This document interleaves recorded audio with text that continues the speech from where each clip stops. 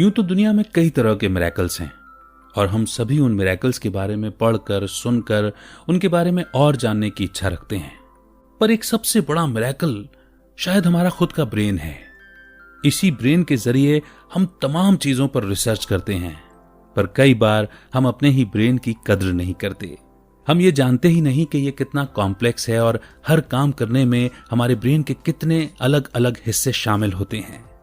तो बात जब ब्रेन की हो रही है तो आज की ऑडियो बुक समरी भी इसी से रिलेटेड है। तो आज की ऑडियो बुक समरी है brain rules bye John मेडिना। Doctor John मेडिना एक मॉलिक्यूलर बायोलॉजिस्ट, प्रोफेसर और ऑथर हैं। वो टेलरिस रिसर्च इंस्टीट्यूट के फाउंडिंग डायरेक्टर हैं, जिन्होंने बच्चों के कॉग्निटिव डेवलपमेंट पर ध्यान फोकस किया है। मेडिना एक बेहतरीन टीचर रहे हैं, जिन्हें कई अवार्ड से नवाजा गया है। उन्होंने साइकोलॉजी के बारे में 10 से ज्यादा किताबें लिखी हैं। आज की ऑडियो बुक समरी में आप ब्रेन के रूल्स को जानेंगे, जो आपके ब्रेन की पूरी पोटेंशियल को हासिल करने में आपकी मदद करेंगे। आप सीखेंगे कि अपनी मेमोरी और प्रॉब्लम सॉल्व करने की एबिलिटी को कैसे बढ़ाया जाए। साथ ही आप सीखेंगे कि बढ़ती उम्र के साथ स्ट्रॉन्ग और अलर्ट कैसे बने रहें। तो आइए बिना देर किए शुरू करते हैं brain rules by doctor John मेडिना। क्या आपने कभी सोचा है कि आपका ब्रेन यानी कि दिमाग कितना पावरफुल है? ये शब्दों और नंबर्स को समझ सकता है। जब आप डरे या घबराए हुए होते हैं, तब भी आपको एक जगह से दूसरी जगह जाने में मदद करता है। आपका ब्रेन सिर्फ पावरफुल ही नहीं, बल्कि बहुत तेज भी है। क्या आपने कभी सोचा है कि जब आप कुछ पढ़ते हैं तो आप उसे कैसे समझ पाते हैं, या कितनी तेजी से किसी भीड़ में भी आप अपने दोस्त या जाना पहचाना चेहरा पहचान लेते हैं? ये कमाल आपके ब्रेन और उसके अंदर लाखों न्यूरॉन्स का है। ये कितने आश्चर्य की बात है कि एक छोटी सी जगह में आप अनगिनत इंफॉर्मेशन स्टोर कर सकते हैं। तो हम अपने ब्रेन को बेहतर बनाने के लिए आखिर क्या कर सकते हैं? इस बुक में आप सीखेंगे कि ब्रेन कैसे काम करता है और आप इसे हमेशा अच्छी कंडीशन में कैसे बनाए रख सकते हैं। हमारा ब्रेन बहुत ही दिलचस्प और हैरान कर देने वाली मशीन है। इस बुक के जरिए आप इसके बारे में बहुत कुछ जानेंगे, क्योंकि यकीन मानिए आपका ब्रेन आपको बहुत अच्छे से जानता है। तो आइए बढ़ते हैं चैप्टर्स की ओर। Exercise. Rule number 1, exercise boosts brain power. हमारे जो पूर्वज थे, एक तरह से आप उन्हें बंजारा कह सकते हैं, क्योंकि वो एक जगह से दूसरी जगह घूमते रहते थे। वो अलग अलग जगह जाने के लिए मजबूर थे, क्योंकि एक जगह पर लंबे समय तक रहना संभव नहीं था। उन्हें कई तरह की मुश्किलों का सामना करना पड़ता था, जैसे उनके पास खाने की या लकड़ी की कमी हो जाती थी, जंगली जानवर हमला कर देते थे, या मौसम हमेशा बदलता रहता था। ऐसी कंडीशन का सामना करते हुए आगे बढ़ते रहने से ब्रेन को तेजी से डेवलप होने में मदद मिली। लेकिन अगर आज की बात करें तो हमारे पूर्वजों की तुलना में हमारी लाइफस्टाइल और रहन सहन बिल्कुल अलग है। आज हम अपनी सीट से हिले बिना कई घंटों का सफर तय कर लेते हैं। कई तरह की मशीन ने हमारा काम आसान बना दिया है।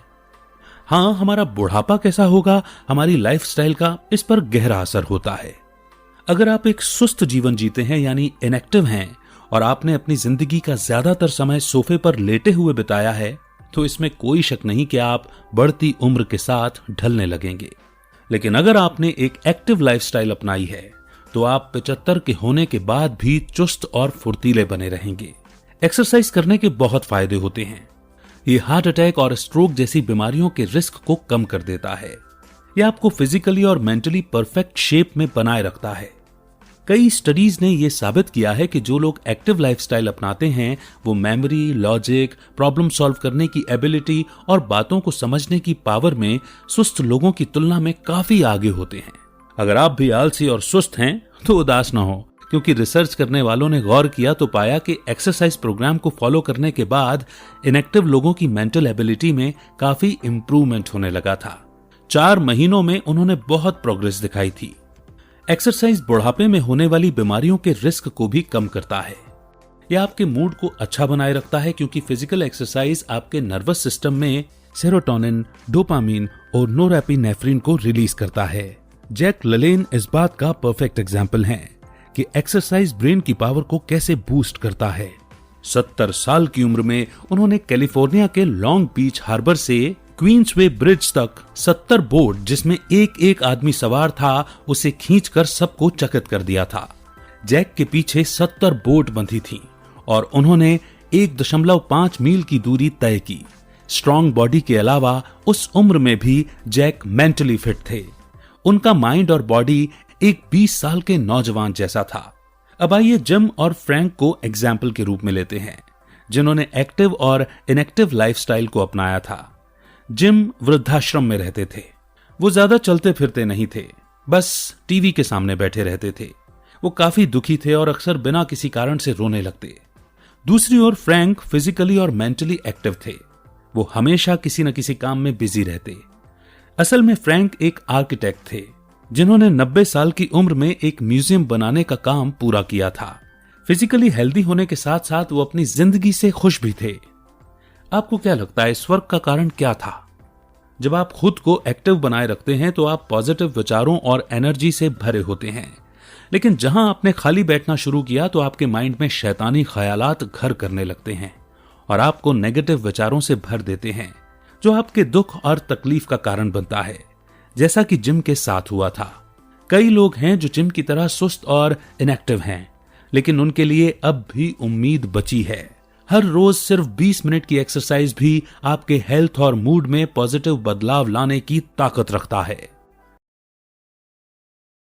Survival rule number 2, the human brain evolved too. हमारे पूर्वजों ने कठोर वातावरण से बचने के लिए सिर्फ अपनी बॉडी का ही नहीं बल्कि अपने दिमाग का भी बहुत इस्तेमाल किया। वो सिंबॉलिक रीजनिंग का इस्तेमाल करते थे।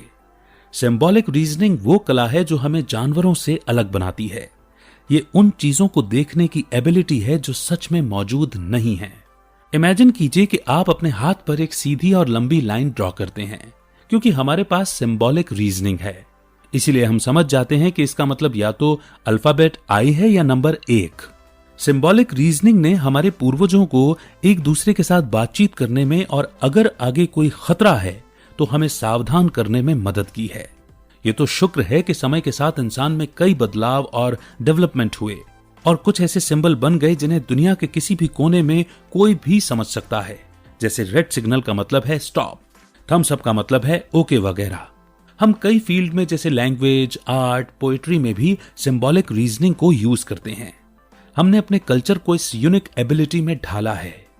हमारे पवित्र ग्रंथों, पौराणिक कथाओं और दिग्गजों के बारे में सोचिए। इंसानों ने सिंबॉलिक रीजनिंग की मदद से धर्म और कॉरपोरेशन को बनाया। जानवर ये सब कुछ नहीं कर सकते। नेचुरल सिलेक्शन ने हमारे कमजोर पूर्वजों को हटा दिया और ज्यादा मजबूत लोगों का जीन्स अगली पीढ़ी में चला गया। फिर भी हिस्ट्री ने इसे अनदेखा कर दिया। जब ईस्ट अफ्रीका में हमारे पूर्वजों ने एक छोटी सी आबादी से धरती पर जिंदगी की शुरुआत की थी, तो आज आबादी 7 अरब तक कैसे पहुंच गई? तो इसका जवाब है बदलाव। इससे लड़ने के बजाय हमने बदलाव के साथ ढलना और उसे अपनाना सीखा।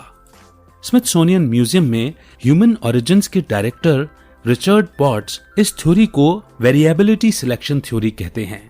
ये थ्योरी बताती है कि हमारे ब्रेन में 2 पावरफुल विशेषताएं हैं। पहला, हम जब गलतियां करते हैं तब हम सचेत हो जाते हैं, और दूसरा, हमारा ब्रेन हमें उनसे सीखने की परमिशन देता है। इस एबिलिटी ने हमारे पूर्वजों को बिना किसी मदद के तेजी से बदलती हुई कंडीशन को झेलते हुए आगे बढ़ना सिखाया। उन्हें बताने या सिखाने वाला कोई नहीं था। उन्होंने खुद सब कुछ झेला और आगे बढ़ते रहे। एक और चीज जो हमें जानवरों से अलग बनाती है वो है बायपेडलिज्म। ये वो एबिलिटी है जो हमें 2 पैरों पर चलने और हाथों को दूसरे काम के लिए इस्तेमाल करने की क्षमता देती है। लेकिन सबसे बड़ा फैक्टर जो इंसानों को औरों से अलग करता है वो है हमारे ब्रेन का प्रीफ्रंटल कॉर्टेक्स। प्रीफ्रंटल कॉर्टेक्स खास तौर पर प्रॉब्लम को सॉल्व करने, ध्यान फोकस करने और नेचुरल सेंस या इंट्यूशन को कंट्रोल करने के लिए जिम्मेदार होता है। आइए एक कहानी से इसे समझते हैं। ये कहानी है 25 साल के फिनीज गेज की। वो रेल रोड कंस्ट्रक्शन टीम का हेड था। गेज का परिवार और उसके साथी उसे मजाकिया, स्मार्ट और मेहनती लड़के के रूप में याद करते हैं। एक दिन काम के दौरान गेज एक भयानक दुर्घटना का शिकार हो गया। वो चट्टानों को हटाने के लिए ब्लास्ट की तैयारी कर रहा था। लेकिन धमाका समय से पहले हो गया। 3 फुट लंबा स्टील का रॉड सीधे गेज के ब्रेन के सेंटर में घुस गया। इसने उसके प्रीफ्रंटल कॉर्टेक्स को पूरी तरह डैमेज कर दिया था। यह किसी चमत्कार से कम नहीं था कि गेज की जान बच गई थी, लेकिन इस घटना ने उसकी जिंदगी बदल कर रख दी। हंसता मुस्कुराता गेज अब चिड़चिड़ा, गुस्सैल और झगड़ालू हो गया था। कुछ सालों बाद मिर्गी के दौरों की वजह से उसकी मृत्यु हो गई। Attention. Rule number 3, we don't pay attention to boring things. हमें चीजों को सीखने के लिए ध्यान यानी अटेंशन देने की जरूरत होती है। आप जितना ज्यादा ध्यान किसी चीज पर देते हैं, उतना ही ज्यादा आप उसे याद रख पाएंगे। अब हर क्लासरूम और ऑफिस में एक सवाल जरूर पूछा जाता है कि किसी का अटेंशन कैसे बनाकर रखा जाए। बहुत सारी चीजें हमारा ध्यान भटकाती हैं। मान लीजिए कि आप कुछ पढ़ रहे हैं और तभी आपका कुत्ता आपके साथ खेलने लगता है या आसपास से कई गाड़ियां गुजरती हैं वगैरह। जहां भी हमारा ध्यान होता है, मेमोरी वहां अपना असर डालती है। Guns, germs and steel book के ऑथर जेरेड डायमंड ने न्यू गिनी के जंगल में अपनी ट्रिप और वहां के रहने वाले देसी न्यू गिनी के लोगों के साथ बिताए हुए समय का एक्सपीरियंस शेयर किया। वहां के लोग वातावरण में बदलाव को नोटिस करने में, किसी निशान का पीछा करने में और घर वापस लौटने के तरीके खोजने में माहिर थे। जेरेड जिस शहर में रहते थे, इनमें से कुछ भी नहीं कर सकते थे। ये एक एग्जाम्पल है कि कैसे हम उन चीजों पर ध्यान देते हैं जो हमारे कल्चर से जुड़ा हुआ होता है और जिस कल्चर में हम पले बढ़े होते हैं। जरा सोचिए कि एक न्यू गिनी का बच्चा जिसका जन्म और पालन पोषण न्यूयॉर्क में हुआ है, क्या आपको लगता है कि वो जिंदा रहने के उन टेक्निक्स को कभी जान पाएगा जिसके बारे में उसके पूर्वज जानते थे? इंटरेस्ट का भी अटेंशन के साथ एक कनेक्शन होता है। मार्केटिंग प्रोफेशनल्स इस प्रिंसिपल का फायदा उठाते हैं। अपने एडवर्टीजमेंट में वो हमेशा कुछ नया, यूनिक और हटके कॉन्सेप्ट लेकर आते हैं। अब सौजा टकीला के प्रिंट एड को ही ले लीजिए। 20 की उम्र के लोग जो पार्टी कर रहे हैं, उसके बजाय उन्होंने एक दाढ़ी वाले बूढ़े की पिक्चर लगाई थी जिसने मैले कुचैले कपड़े पहन रखे थे और उसके चेहरे पर बड़ी शरारती हंसी छाई हुई थी। बूढ़े के मुंह में बस एक दांत था। उसके ऊपर लिखा था, इस आदमी के दांत में बस एक छेद है।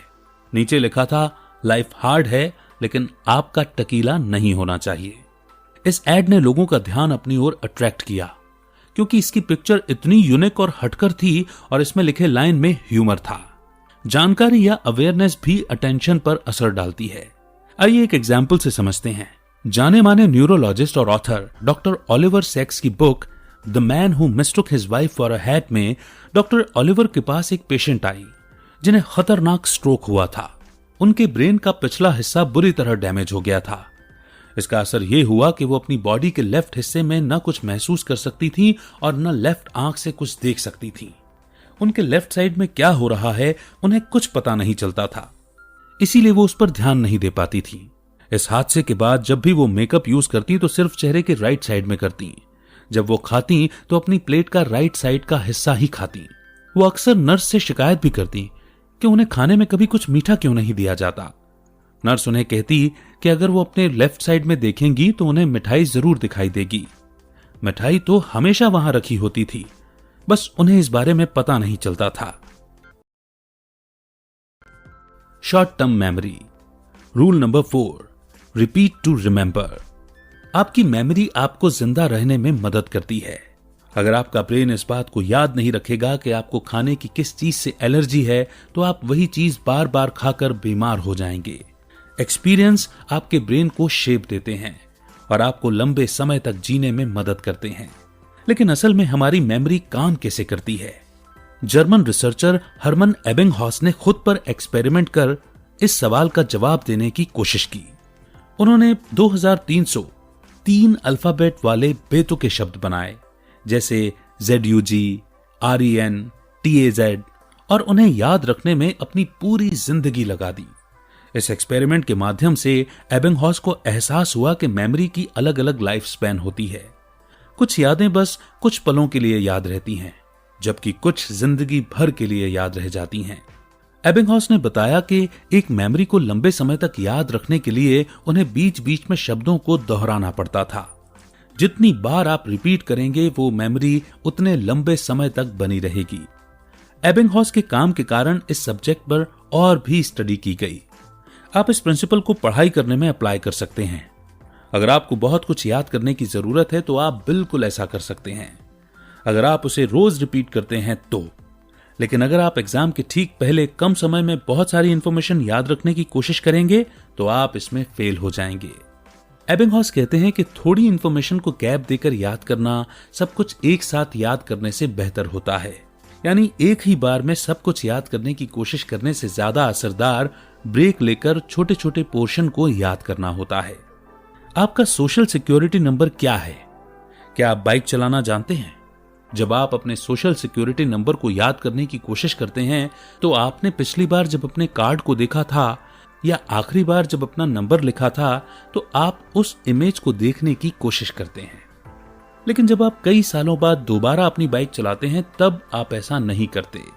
आप हर स्टेप याद नहीं करते, जैसे हैंडल को पकड़ना, सीट पर बैठना और पेडल पर पैर रखना आदि। आपको ये सब करने में ज्यादा सोचना या याद नहीं करना पड़ता।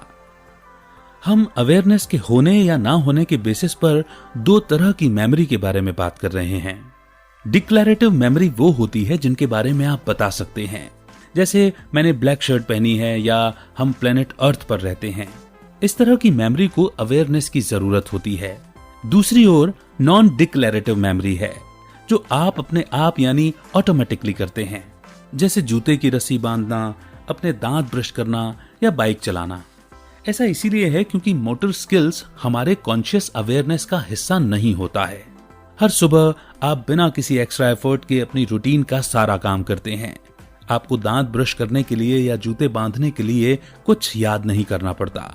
यहाँ तक कि अगर आपने कई सालों से बाइक नहीं चलाई है या गिटार नहीं बजाया है तब भी आपके मसल्स को याद होगा कि उस काम को कैसे करना है। एचएम 9 साल के थे जब वो साइकिल से गिर गए थे। उनके सिर पर गहरी चोट लगी थी, जिसके बाद उन्हें बीच बीच में दौरे पड़ने लगे। उम्र बढ़ने के साथ उनकी हालत खराब होती जा रही थी। फिर एक समय ऐसा भी आया जब हफ्ते में एक बार एचएम बेहोश होकर गिरने लगे। 30 की उम्र तक पहुंचते पहुंचते वो कोई भी काम करने में सक्षम नहीं रहे, यहां तक कि वो अपने घर में भी सेफ नहीं थे।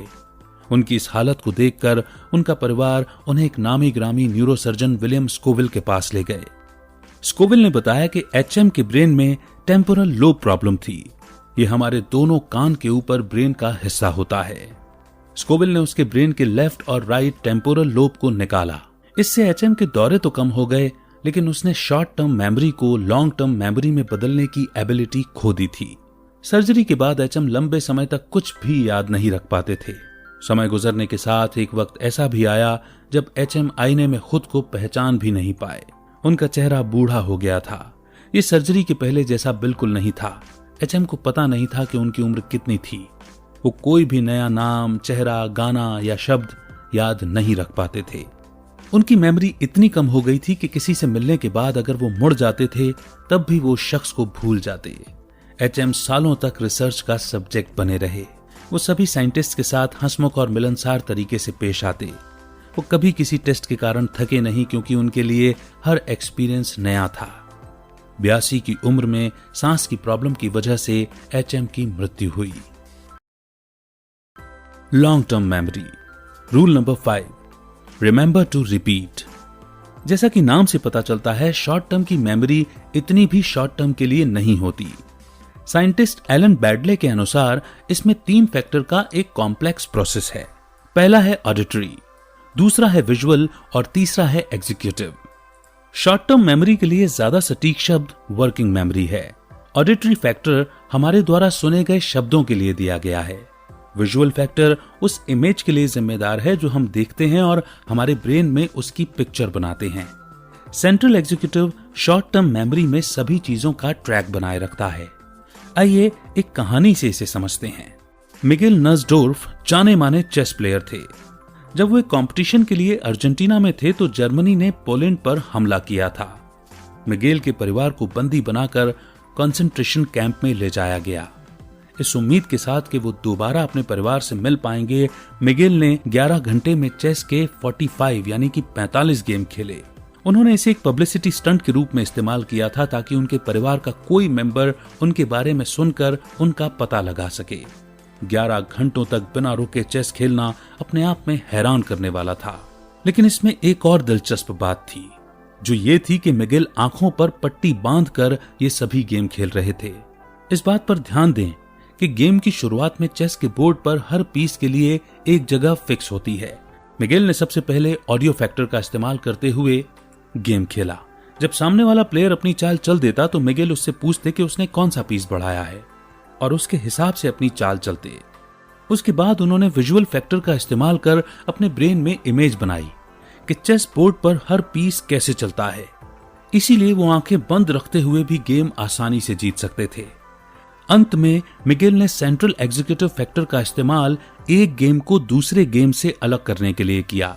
मतलब जब एक गेम खत्म हो जाता तो वो अपनी मेंटल इमेज को दोबारा गेम के शुरुआती सेटिंग पर सेट कर लेते। जैसा कि एबिंगहॉस ने कहा कि अगर आप बीच बीच में अपनी इंफॉर्मेशन को रिपीट नहीं करेंगे और उसे दूसरे जरूरी इंफॉर्मेशन के साथ कनेक्ट नहीं करेंगे तो आप जल्द ही उसके बारे में भूल जाएंगे। इस प्रोसेस को कंसोलिडेशन कहा जाता है। इस तरह हम अपनी शॉर्ट टर्म मेमोरी को लॉन्ग टर्म मेमोरी में बदलते हैं। आसान शब्दों में कंसोलिडेशन का मतलब है रिपीट करना और जोड़ना। अगर आप सच में कुछ याद रखना चाहते हैं तो आपको उसे बार बार रिपीट करना होगा। इसका मंत्र है रिपीट करें और कनेक्ट करें। आपको यह जानकर आश्चर्य होगा कि आपकी बचपन की यादें भी उतनी सटीक नहीं है जितना आप सोचते हैं। जैसे जैसे समय बीतता है आपकी मेमोरी में किसी भी घटना की डिटेल्स मिटने लगती हैं और इसीलिए ब्रेन नई बातें उस घटना में जोड़ने लगता है। आपका ब्रेन दुनिया में आपके द्वारा एक्सपीरियंस की गई हर इंफॉर्मेशन को अपने अंदर ले लेता है। इसीलिए यह आपकी पुरानी यादों को नई यादों के साथ जोड़ने की टेक्निक का इस्तेमाल करता है। इससे ब्रेन को हर चीज का मतलब समझने में आसानी होती है। जैसे मान लीजिए कि 8 साल की उम्र में आपने बीच पर अपने पेरेंट्स के साथ बहुत अच्छा समय बिताया। 10 साल की उम्र तक आप उस दिन की डिटेल को बिल्कुल सटीक तरह से याद रख पाएंगे। हो सकता है कि आपने अपनी डायरी में उस दिन के बारे में लिखा भी हो। लेकिन अगर आप 30 साल बाद उस डायरी को पढ़ेंगे तो उस दिन की मेमोरी वैसी नहीं होगी जो डायरी लिखते वक्त थी। ऐसा इसलिए होता है क्योंकि आपके नए एक्सपीरियंस उस खुशनुमा मेमोरी पर अपना असर डालते हैं, जिस वजह से उसकी डिटेल मिटने लगती है। जिन बातों को हम बार बार याद नहीं करते वो बातें ब्रेन अपने आप डिलीट करने लगता है। Sleep rule number 6, sleep well, think well. अक्सर नींद की कमी की वजह से आप जो बदलाव महसूस करते हैं उस वजह से आप ओवर रिएक्ट करने लगते हैं और आप इसमें गलत नहीं हैं। स्टडी ने बार बार इस बात को साबित किया है कि नींद की कमी आपकी बॉडी को गंभीर नुकसान पहुंचाती है। हम बिना रुके या बिना नींद लिए लगातार काम नहीं कर सकते क्योंकि हमारी बॉडी में जागने और सोने का एक ऑटोमेटिक सिस्टम बना हुआ है। जागना और सोना हमारे बॉडी के अंदर चल रही एक लड़ाई के रूप में बताया गया है। ये लड़ाई प्रोसेस सी और प्रोसेस एस के बीच में है। प्रोसेस सी उन हार्मोन्स और केमिकल से बना हुआ है जो आपको जगाए रखने का काम करते हैं। दूसरी ओर प्रोसेस एस उन हार्मोन्स और केमिकल से बना है जिनका काम है आपको सुलाना। इस लड़ाई में जो प्रोसेस ज्यादा हावी होता है उसके हारने की पॉसिबिलिटी ज्यादा होती है। लेकिन ऐसा क्यों? ऐसा इसलिए है क्योंकि आप जितने लंबे समय तक जागते रहेंगे उतनी ही आपको ज्यादा नींद आने लगेगी, क्योंकि आपकी बॉडी बहुत थक चुकी होती है। यहां तक कि दोपहर में झपकी लेना भी रिसर्च करने वालों के द्वारा हेल्दी माना गया है। झपकी लेने का मतलब ये नहीं है कि आप आलसी हैं या ज्यादा सो रहे हैं। हमारी बॉडी को बस कुछ देर आराम करने का मौका चाहिए, फिर चाहे वो कुछ मिनटों का ही क्यों ना हो। नासा द्वारा किए गए एक स्टडी से पता चला है कि 26 मिनट की झपकी लेने के बाद एक पायलट की परफॉर्मेंस 34% बढ़ गई थी। एक और स्टडी से पता चला कि 45 मिनट की झपकी लेने वाले स्टूडेंट्स की मेंटल प्रोसेसिंग काफी बढ़ गई थी। आइए एक कहानी से इसे समझते हैं। 1965 में 17 साल के रैंडी गार्नर ने फैसला किया कि वो अपने साइंस प्रोजेक्ट के लिए 11 दिनों तक लगातार जागता रहेगा। उसने इस अद्भुत काम को सिर्फ सच में करके ही नहीं दिखाया, बल्कि उसने उस साल सबसे लंबे समय तक नींद न लेने वाले इंसान के रूप में एक रिकॉर्ड भी बनाया। लेकिन इसके बाद अपने एक्सपेरिमेंट के दौरान रैंडी बहुत थका हुआ, चिड़चिड़ा और भुलक्कड़ जैसा बर्ताव करने लगा। उसमें अल्जाइमर जैसी बीमारी के लक्षण जैसे भ्रम, पागलपन और मेंटल कंफ्यूजन भी दिखाई देने लगे। रैंडी की बॉडी एक खराब हुई मशीन की तरह काम कर रही थी। अपने एक्सपेरिमेंट के आखिरी दिन उसकी उंगलियां कांपने लगी और वो ठीक से बोल नहीं पा रहा था। पूरी नींद लेना सिर्फ बच्चों के लिए जरूरी नहीं होता, ये हमारी बॉडी का एक नेचुरल प्रोसेस है, खुद को रिचार्ज करने का। पूरी नींद लेना हर उम्र के इंसान के लिए बहुत जरूरी है। जब आपको एग्जाम के लिए पढ़ने की या किसी इंपॉर्टेंट प्रोजेक्ट पर काम करने की जरूरत होती है तो आपको बीच बीच में रेस्ट जरूर लेना चाहिए। झपकी लेने का मतलब आलसी होना नहीं होता, बल्कि यह आपको ज्यादा प्रोडक्टिव बनाता है। तो दोस्तों, इसी के साथ ये अद्भुत ऑडियो बुक समरी यहीं पर समाप्त होती है और हमें अपने ही ब्रेन के बारे में लाजवाब लर्निंग्स देकर के जाती है। आपने इस बुक में ब्रेन के 6 रूल्स के बारे में सीखा जो आपकी जिंदगी बदल सकते हैं। ब्रेन रूल नंबर 1 कहता है कि एक्सरसाइज न सिर्फ फिजिकल बल्कि मेंटली फिट रखने में भी आपकी मदद करता है। यह आपको बेहद सुंदर तरीके से बढ़ती उम्र की ओर लेकर जाता है। ब्रेन रूल नंबर 2 ने आपको यह बताया कि समय के साथ आपका ब्रेन भी डेवलप होता रहा है, उसमें कई बदलाव आए हैं। इसने बदलते हुए वातावरण के अनुसार खुद को ढालते हुए आपको जिंदा रखने में मदद की है। ब्रेन रूल नंबर 3 ने आपके अटेंशन में मेमोरी, इंटरेस्ट और अवेयरनेस के प्रभाव के बारे में बताया।